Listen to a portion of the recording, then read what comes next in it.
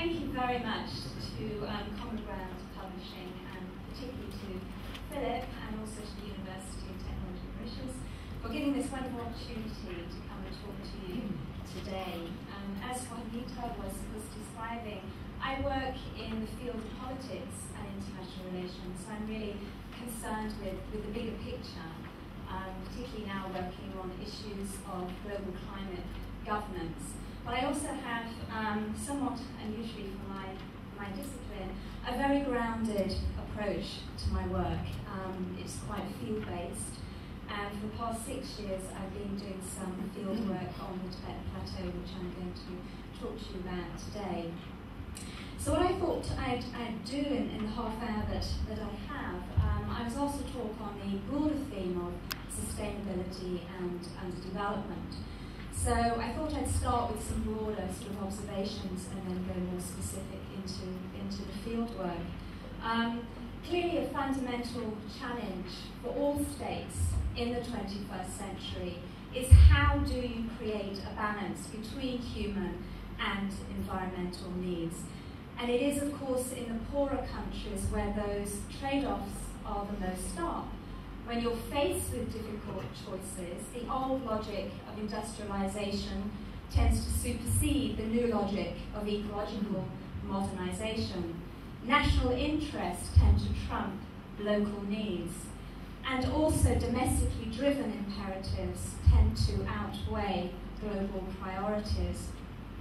Now, Ramesh has already earlier on outlined sort of a holistic approach to sustainable development, and I don't want to reiterate that, particularly for an audience that's so well informed. I just start though by making the point that I think we all feel more optimistic now, particularly those of us who've been working on sustainable development for a long time. It's been quite a hard slog, and now with momentum building, particularly at the political level, and all the new technologies, the new policy tools that we have at hand, does provide some room for optimism. And of course, one always has to have that perspective and that sense of the long term. And arguably, long-term thinking offers the greatest potential for sustainable development. But I think it's also one of the greatest challenges, because obviously for developing countries, it's much easier to think long-term when basic needs are already being met. Also, one of the problems with the sustainability agenda, particularly at the global level, is that there is a tendency to think win-win scenarios. And there is therefore, as Professor Gala rightly pointed out, you need to take that mask off and look at some of the challenges and problems underneath that mask. For decision makers, it's not win-win solutions that they're faced with as much as very difficult choices that have to be made. In fact, one could say intractable dilemmas, if you like. What is more important? Energy security, energy supply security, or doing something about reducing CO2 emissions? What is more important, water supply or concerning ourselves with pesticide use and food security?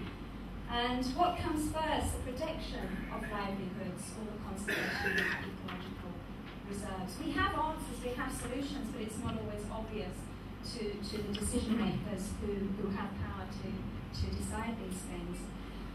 There is, of course, no uniform blueprint for achieving sustainability. As argued by Dennis Parage, sustainability is best thought of as a process rather than a model that can be replicated. And it's something to be pursued, I think, on the basis of learning. And in order to do that, my contention is that actually understanding some of the complex trade-offs are actually critical to that learning process. After all, I think our faith in avoiding environmental catastrophe does not only lie in the faith we have in technological learning, but also the faith that we have in social learning. So it's in that spirit that I talk to you today about some of these challenges, very broadly from a global perspective, and then I will talk in more detail about what's happening on the Tibetan Plateau. If I can get this. Sorry.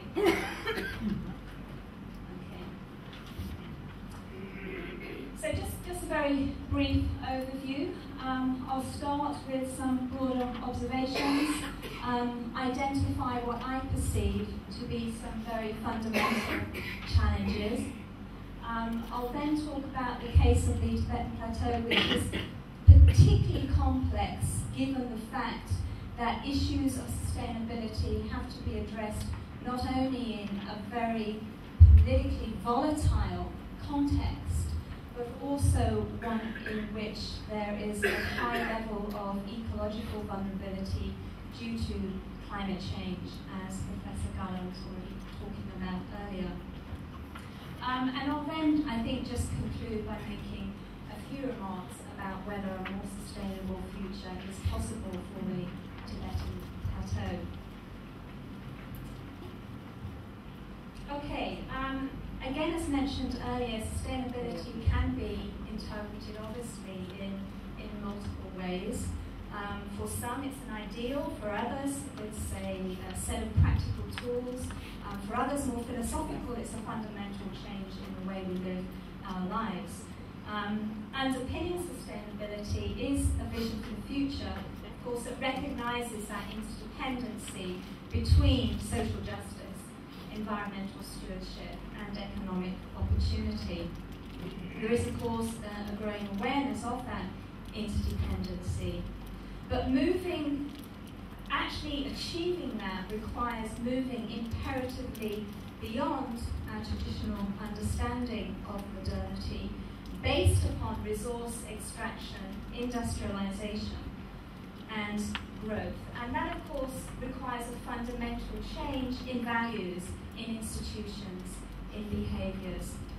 As noted by Alain Duron, it calls for a re-evaluation of many of the central narratives that the affluent industrialized Western world have exported to the rest of the world.